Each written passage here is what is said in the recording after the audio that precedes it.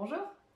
Aujourd'hui, je vous reviens avec une vidéo pranayama pendant laquelle nous allons parler de Anuloma Viloma. Avant qu'on commence, je tiens à vous rappeler que très souvent le pranayama dans le yoga doit se faire sous la guidance d'un professeur. Cette vidéo est une vidéo d'initiation, de découverte, mais si vous allez plus loin dans des exercices de pranayama, il faudra absolument prendre conseil et peut-être même vous exercer directement avec un professeur pour être sûr de pratiquer correctement l'exercice et de pouvoir bénéficier vraiment des bienfaits du pranayama. Maintenant que j'ai dit ça, je vous explique quand même cette respiration qui est une respiration hyper intéressante et qu'on peut quand même découvrir et approcher au départ en tout cas assez facilement. C'est une respiration que les yogis aiment beaucoup car elle permet de calmer, d'apaiser le système nerveux et le mental. Elle s'appelle donc Anuloma Viloma, mais on peut aussi la trouver sous le terme de respiration alternée. Alternée parce qu'en fait, on va boucher alternativement une narine, puis l'autre. Il y aura aussi un temps d'apnée, je vous expliquerai. Mais c'est bien parce qu'on va respirer en alternant par la narine droite et la narine gauche qu'on appelle cette respiration alternée. Avant qu'on aille plus loin aussi, les respirations alternées. Peut-être que vous avez déjà pratiqué dans votre carrière de yogi les respirations alternées, peut-être que vous les avez déjà rencontrées. Et en fait, la respiration alternée, elle va nous permettre de stimuler des nadis. Les nadis, ce sont des canaux énergétiques. On en a des milliers qui circulent dans notre corps physique et qui débordent de notre corps physique. Et on en a trois principaux, que sont Sushumna, qui est le canal central, et on a ensuite Ida et Pingala, qui sont deux canaux hyper importants, un peu secondaires par rapport à Sushumna, et qui vont en fait s'entrelacer, on va dire, autour du canal central, et qui vont correspondre à nos narines. Dans la narine gauche, on a le canal Ida, et au niveau de la narine droite, le canal Pingala.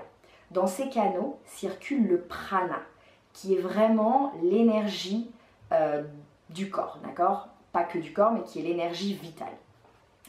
En stimulant et en bouchant alternativement narine droite, narine gauche, je vais donc permettre à ce prana d'activer ces deux nadis et du coup de permettre à l'énergie de circuler de manière beaucoup plus homogène, beaucoup plus harmonieuse. Dans la narine droite, on a donc Pingala. Pingala, c'est le yang, le solaire, dit un petit peu en raccourci. Et dans la narine gauche, on a plutôt le yin, plutôt le lunaire. Cette respiration et cette alternance narine droite, narine gauche, elle va aussi nous permettre de stimuler les deux hémisphères de notre cerveau. C'est un des bienfaits de Anuloma Viloma, puisque en bouchant les narines et en stimulant du coup ces canaux de manière alternée, je vais stimuler mon hémisphère droit. L'hémisphère droit, c'est celui qui est plutôt en lien avec la pensée créative, l'imagination. Et de l'autre côté, j'ai l'hémisphère gauche qui est plutôt lié à la pensée logique, rationnelle, intellectuelle. Et on sait que pour que on se sente en harmonie, on sait que ces deux hémisphères, qui ne fonctionnent pas tout à fait en même temps, mais on sait qu'il faut les stimuler pour avoir vraiment ce sentiment de plénitude et ce sentiment d'avoir un fonctionnement optimisé. Donc, en stimulant mes narines en alternance, je vais pouvoir titiller l'un, un hémisphère, puis l'autre, un canal énergétique, puis l'autre. Cette respiration, elle a aussi un autre bienfait, c'est celui d'apaiser le système nerveux. Alors c'est vrai que c'est le cas pour beaucoup d'autres respirations, mais là c'est vrai que ça nous intéresse et je tenais à vous le préciser avant qu'on aille plus loin. Maintenant qu'on a dit ça, on va parler de Vishnu Mudra, puisque lorsqu'on pratique des respirations alternées, on va utiliser la main droite qui va nous servir à boucher avec les doigts la narine droite, puis la narine gauche, mais pas n'importe comment. L'idée, c'est de prendre un mudra, donc le mudra, c'est une posture pour les mains, Et je vais utiliser, donc je vais séparer ma main, et je vais utiliser mon pouce droit pour boucher la narine droite, et je vais utiliser mon couple annulaire-auriculaire pour boucher la narine gauche. Du coup, les deux doigts ici, index et majeur, je peux les replier de manière à laisser libre le pouce et mon couple des deux derniers doigts. D'accord? Et ça, c'est Vishnu Mudra. Vishnu, c'est un dieu. Peut-être que vous en avez déjà entendu parler également. C'est le dieu de l'équilibre. C'est celui qui préserve l'harmonie. Il fait partie de la Trimurti, donc ce sont les trois principaux dieux de l'hindouisme. Et les deux autres sont Brahma, le dieu de la création, et Shiva. Alors c'est un peu raccourci, mais Shiva c'est le dieu de la destruction plutôt. Et donc on a Vishnu au milieu qui est vraiment le dieu de l'équilibre, qui est vraiment le dieu de la préservation. Et lorsque je pratique ce mudra pour boucher mes narines, je viens en fait créer aussi cet équilibre. Alors équilibre physique, équilibre émotionnel, équilibre mental.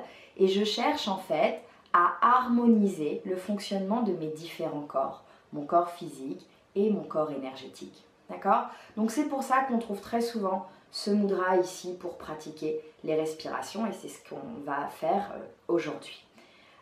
Donc une fois qu'on a compris Vishnu Mudra, quand même malgré tout, il existe une contre-indication pour Anuloma Viloma puisque nous allons pratiquer des apnées. Donc les apnées, c'est toujours quelque chose d'un petit peu délicat dans les exercices de respiration et ça peut devenir un problème lorsqu'on souffre de pneumopathie. Si vous avez des problèmes respiratoires, on fera très attention et peut-être qu'on se dirigera vers des respirations qui ne génèrent pas d'apnée, comme par exemple Nadi Shodhana, qui est aussi une respiration alternée mais qui n'implique pas d'apnée. Et on fera également attention, on ne peut pas pratiquer Anuloma Viloma si on est enrhumé, si on a une narine très bouchée, c'est compliqué. Donc toutes les maladies en lien avec les poumons ou si on a des irritations ici au niveau des narines ou des sinus, il faut faire attention. Ça peut aussi provoquer des irritations tout le long en fait du système respiratoire, donc dans la trachée, au niveau du passage pharynx-larynx. Donc il faut quand même être vigilant lorsqu'on pratique les exercices de respiration et lorsqu'on pratique les apnées.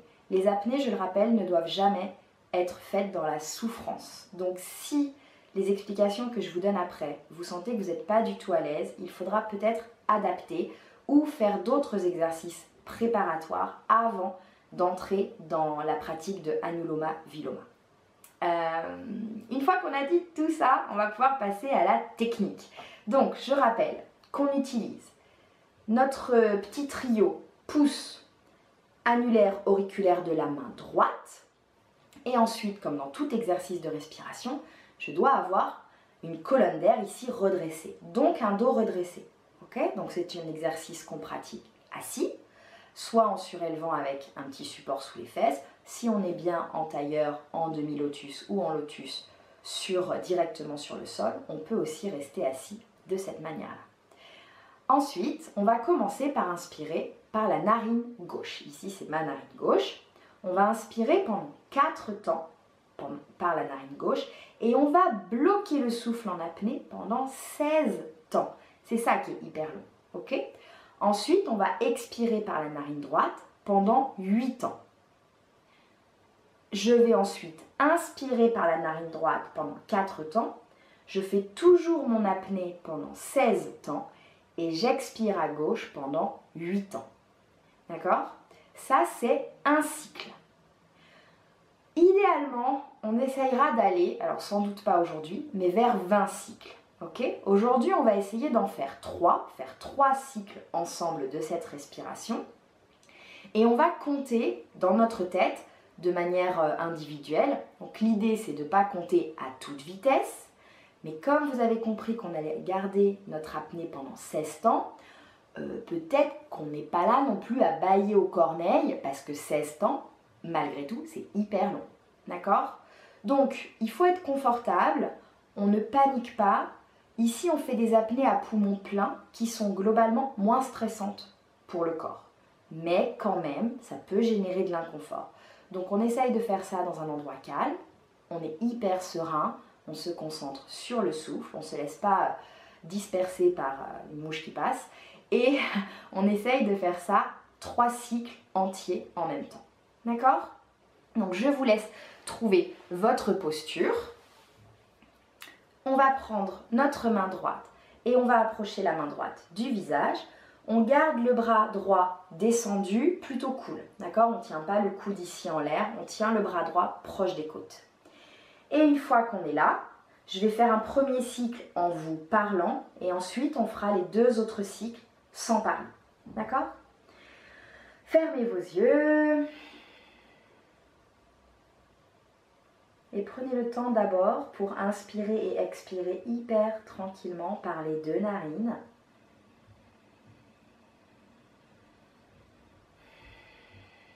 J'ai ma main proche du visage,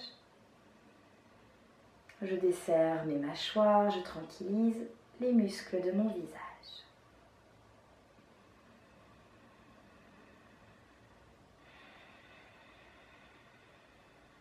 On prend une inspiration ensemble par les 2 narines et une expire ensemble par les 2 narines. On bouche la narine droite, on inspire à gauche. On bouche à gauche pendant 16 temps.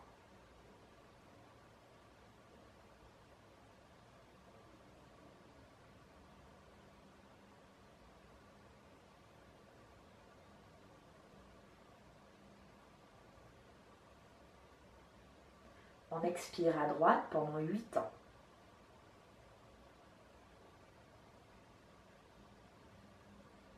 Et on inspire à droite pendant 4 temps. On bouche 16 temps en apnée.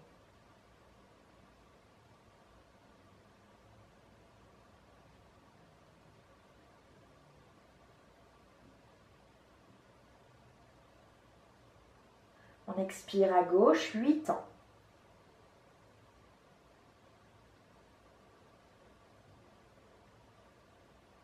On inspire à gauche 4 temps. On bouche 16.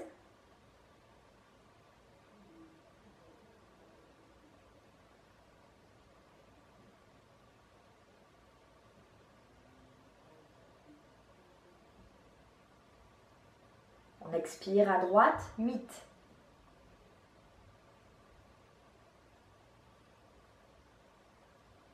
On inspire à droite 4.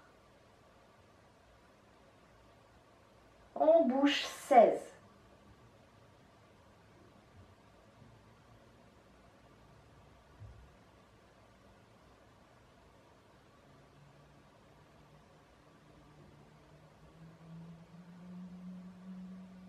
On expire à gauche 8. Et vous ferez le dernier cycle 4, 16, 8, 4, 16, 8.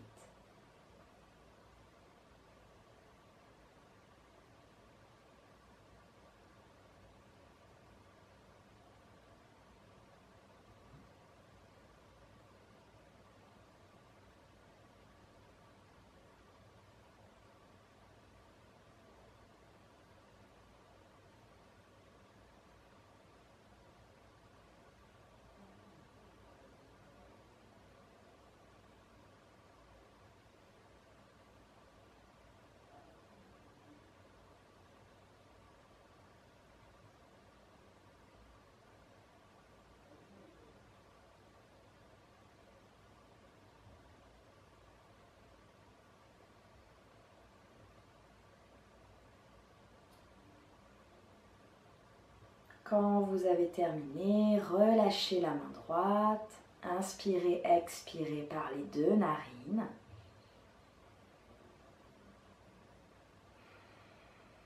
Observez les effets de cette respiration sur vous.